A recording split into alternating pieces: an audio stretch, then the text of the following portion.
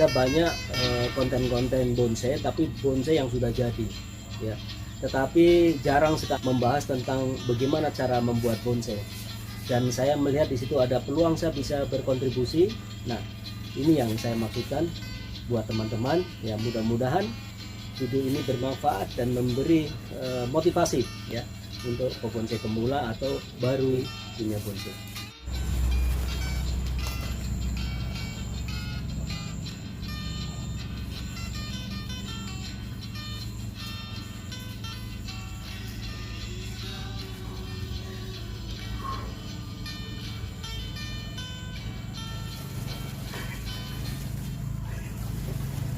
Au.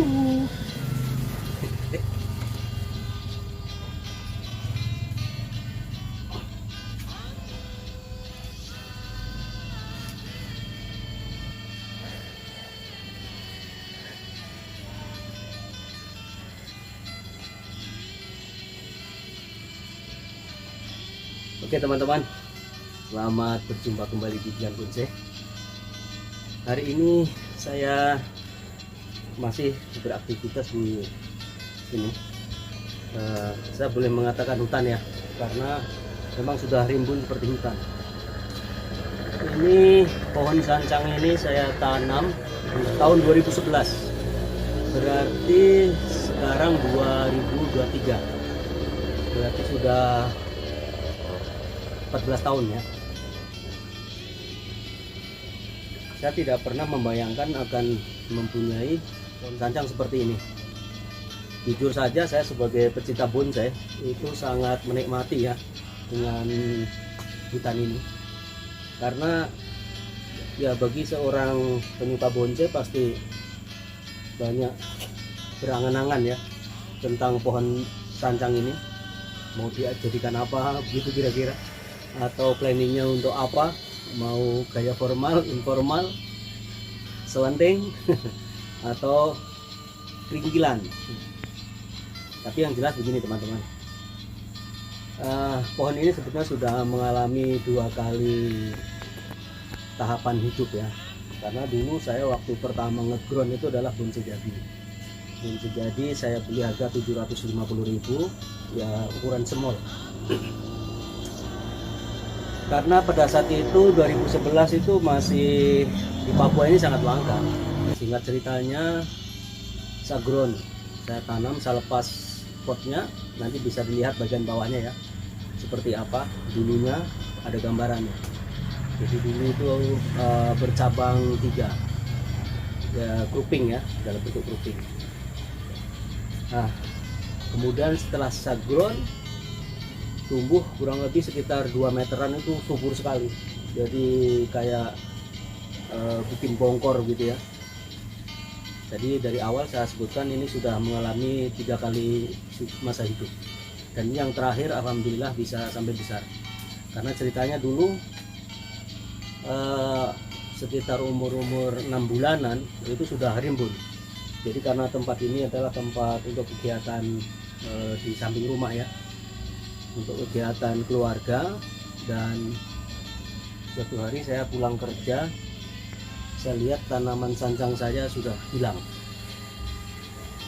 dipotong, dan saya cari potongannya ternyata sudah dibakar. Kemudian saya tanya anak saya, siapa yang potong sancang? Anak saya bilang, saya Pak. Kenapa dipotong? Soalnya bikin rimbun, gelap. Oh ya. Suatu hari saya bawa anak saya ke tempat penjual bunga, yaitu di Waina, di Tanjakan Ale-Ale. Di situ ada beberapa orang yang menjual sancang, tapi masih stekan, masih stek kurang lebih 30-an cm lah gitu. Saya suruh tanya, coba tanya itu harganya berapa? Loh, ini kayak yang saya bakar itu Pak. Iya, itu yang kamu bakar itu. Ternyata harganya itu 250, masih stekan, belum apa-apa, belum diapa-apain, stekan saja. Dari situ saya tarik kesimpulan, dan saya ingin ngasih tahu anak saya sebetulnya yang saya tanam, yang bapak tanam itu ada harganya, karena saya punya planning untuk sancang ini. Nah, kemudian tumbuh subur lagi, tumbuh subur, tunasnya tumbuh subur.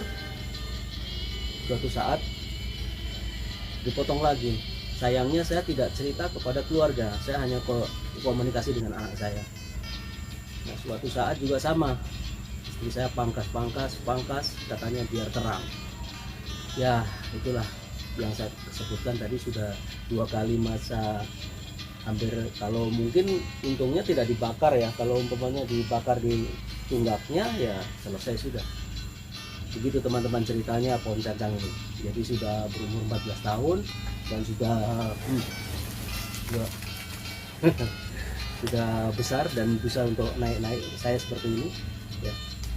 Tapi pagi ini teman-teman saya bukan hanya bicara tentang awal mulanya sancang ini saya tanam, tetapi saya ingin berbagi cerita dengan teman-teman sekalian ya. Kenapa sih saya sangat respect dengan sancang ya, dan saya sangat bahagia mempunyai rumpun sancang seperti ini ya. Karena satu, sancang ini kalau di dunia bonsai itu ada beberapa klaster ya, dan bisa masuk ke dalamnya, dan di dalam klaster itu mampu bersaing bahkan sampai base 10. Nah, saya lihat berarti sancang ini punya prospek. Nah, seiring perjalanan waktu teman-teman, saya melihat bahwa sancang ini bukan hanya punya kemampuan bersaing ya kalau dibuat bonsai, tetapi juga punya apa ya, karakteristik ya, di dalam pohon sancang itu sendiri. Ini daun sancang ini teman-teman, ini daun sancang ini kalau normal seperti ini yang subur ya. Ini daun sancang ini bisa mengecil sampai sekecil-kecilnya sehingga bisa dibuat bonsai seperti ini teman-teman. Bayangkan ya, daunnya mengecil seperti beras. Ini kelebihannya sancang dan tidak ditemui di jenis pohon lain. Ada yang bisa mengecil tapi memang sudah kecil daunnya seperti santigi ya. Nah, kemudian teman-teman,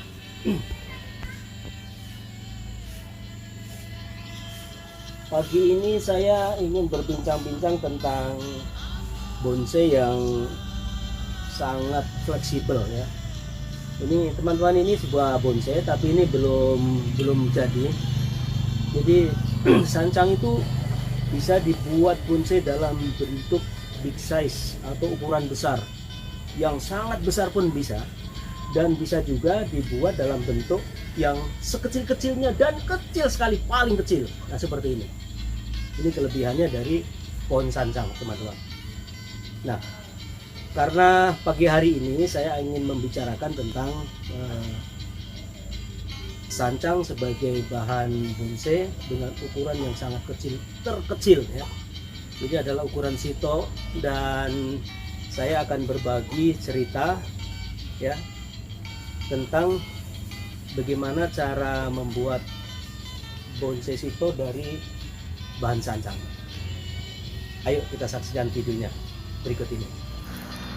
Hari ini saya akan menyemai stek bahan sito ya, yang saya sudah stek dan saya sudah wiring, sudah saya bentuk model atau gaya cacingan.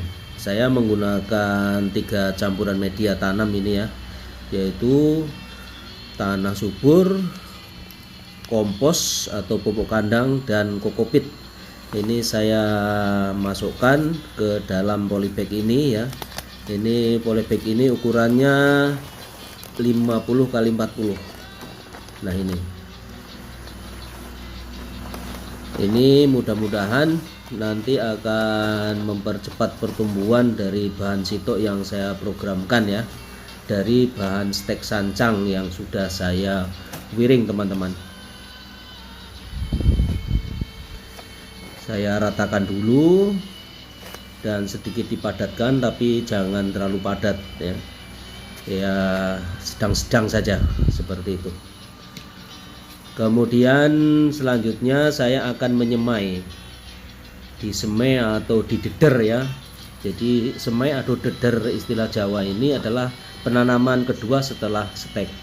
Nah, ini saya akan pindahkan dari potray ini ke dalam media tanam polybag yang sudah saya siapkan ini. Jadi untuk video pembuatan stek ini ada di video terdahulu saya ya. Silahkan nanti lihat di deskripsi, saya ada kaitkan di situ. Jadi cara menyetek bahan sitok yaitu menggunakan floral foam dan potray. Dan ini saya akan menyemai lanjutan dari program pembuatan bonsai sitok. Nah, ini banyak istilah ya. Istilah ada peringkilan, ada model cacing, dan mungkin ada para pebonsai yang punya istilah-istilah sendiri ya. Jadi model bonsai yang ukurannya kecil sekali itu banyak sepertinya orang membuat istilah ya. Dan sekedar informasi tambahan teman-teman, jadi bonsai sancang dengan ukuran sangat minion ini sepertinya yang paling mudah untuk dibuat yaitu dengan bahan sancang ini, karena dari karakter daunnya yang kita ketahui bersama ya, bahwa daun sancang itu bisa mengecil sampai sekecil-kecilnya, padahal dari bentuk aslinya yang sangat besar seperti lebarnya tangan kita itu. Nah, dengan adanya karakteristik yang istimewa ya, istilah istimewa ini mungkin karena tidak dimiliki oleh daun-daun yang lain gitu ya. Seperti ficus itu tidak bisa sampai kecil sekali. Ada juga yang bisa kecil ya, seperti 1000 bintang, tapi memang daunnya sudah kecil, kemudian mengecil lebih kecil lagi, itu 1000 bintang. Kemudian ada juga santigi. Nah, kalau santigi memang daunnya sudah kecil, dasarnya memang daun kecil. Nah, untuk jenis sancang ini menurut saya ini luar biasa, sehingga saya sangat respect ya, dan saya suka sekali membonsai dari bahan sancang ini teman-teman. Nah, ini terus kita deder ya satu persatu sampai selesai. Oh ya teman-teman, jadi nanti ada program lanjutan. Program lanjutan biasanya merapatkan lekukan-lekukan ya. Lekukan-lekukan kita rapatkan lagi bisa, karena ini masih lentur. Masih lentur walaupun sedikit keras ya, renyah atau gampang putus, tapi untuk ini masih pelan-pelan. Kita mungkin setiap pagi kita pepetkan terus. Nanti pada saat sudah menjadi permanen baru wiring kawatnya kita putus, kita ganti dengan yang lebih besar lagi. Kenapa begitu? Karena kalau wiringnya tidak kita lepas atau kita potong-potong, nanti menyebabkan pertumbuhannya menjadi lambat. Kalau pertumbuhannya lambat, otomatis proses menjadi bonsainya menjadi lambat.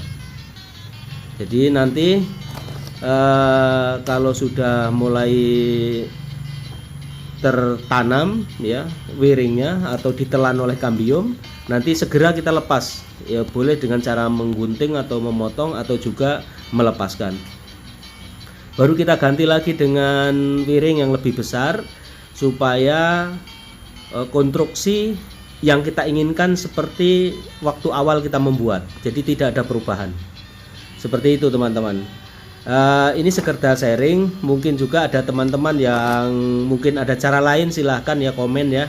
Dan saya terima sekali atas kontribusinya, sehingga memperkaya informasi yang saya perlukan di channel ini. Oke teman-teman, channel ini berharap ada imbal balik ya, atau komunikasi balik buat teman-teman sesama pebonsai. Silahkan kritik ya, barangkali ada yang kurang cocok, silahkan kritik yang sifatnya membangun untuk keberlangsungan channel ini teman-teman. Wiring ini adalah wiring tingkat dasar untuk pembentukan gerak dasar ya, karena kalau tidak dibentuk dari sekarang nanti akan sulit untuk jenis pohon sancang ini.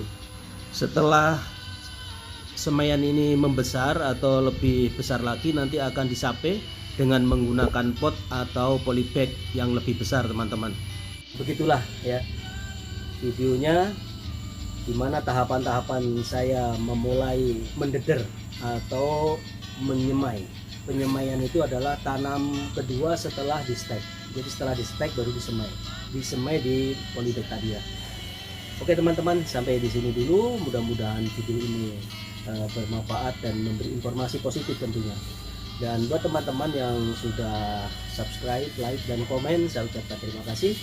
Dan kita akan selalu ketemu ya di edisi belajar bonsai tingkat dasar.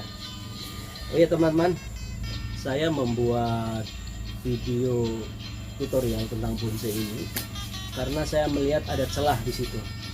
Ada banyak konten-konten bonsai, tapi bonsai yang sudah jadi ya. Tetapi jarang sekali ada channel yang membahas tentang bagaimana cara membuat bonsai. Dan saya melihat di situ ada peluang saya bisa berkontribusi. Nah, ini yang saya maksudkan buat teman-teman ya. Mudah-mudahan video ini bermanfaat dan memberi motivasi ya untuk pebonsai pemula atau baru punya bonsai.